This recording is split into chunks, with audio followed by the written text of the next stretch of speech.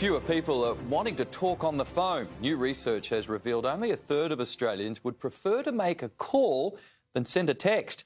To unpack this further, let's bring in tech expert Steve Sammartino. Steve, great to see you. Why are phone calls becoming a thing of the past? Well, I think that we know that our phone is going to be with us 24/7. And given that it's a device that's always in our pocket and we may be in a meeting or at a cafe, we know that we'll get a quicker response with a text message. And we've even seen over the last few years people saying, hey, don't leave a message, send me a text and I'll be able to get back to you quicker. And humans, we're adaptive species, so we've adapted to that. I'm not adapting too well, by the way, but my wife drives me nuts. She is a texter. It's not surprising when it comes to young people, but are older Australians also turning towards text as well as social media? Yeah, they absolutely are. Again, this device here, I don't even know why we call it a phone. It's not really a phone. We touch it more than 200 times a day, and on average, we make less than 5 phone calls. So it really is a digital life controller, a device that has access to everything that we're doing. And so the phone functionality is really almost a recessive legacy thing, and we probably shouldn't even call it that. It's pretty much everyone has adapted that we can communicate with people quickly, more easily, no matter what your age, and everyone's really adapted to that. Steve, is this something we should be worried about, that we're not making phone calls anymore?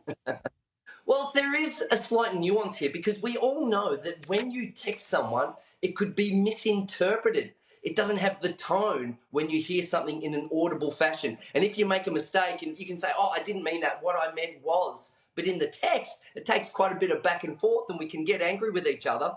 I think maybe, Mike, that's why emojis have really come on the rise there, to add that nuance so that people can get the right tone that we mean to converse with. Yeah, I'm not good with emojis either, so thanks for making me feel really old. Steve, new research has also revealed older Australians are generally more loyal to their phone providers, sticking with them for years. But does that loyalty pay off?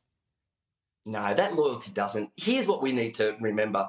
The phone has 3 core components. The core components are the speed, the data, and the phone calls. It's a commodity. It's like petrol coming out of the tank. My advice is shop around and get the best deal. And like all technology, you get more each year for less money. So you don't want to stay in that legacy program that you had. You want to shop around. And if you want to stay with the same provider, ring them up and say, hey, I found a better deal. I think you should match it. And most times they will. A lot's being said about security after the Optus hack. Is that something that older people especially should be mindful of when choosing a new provider?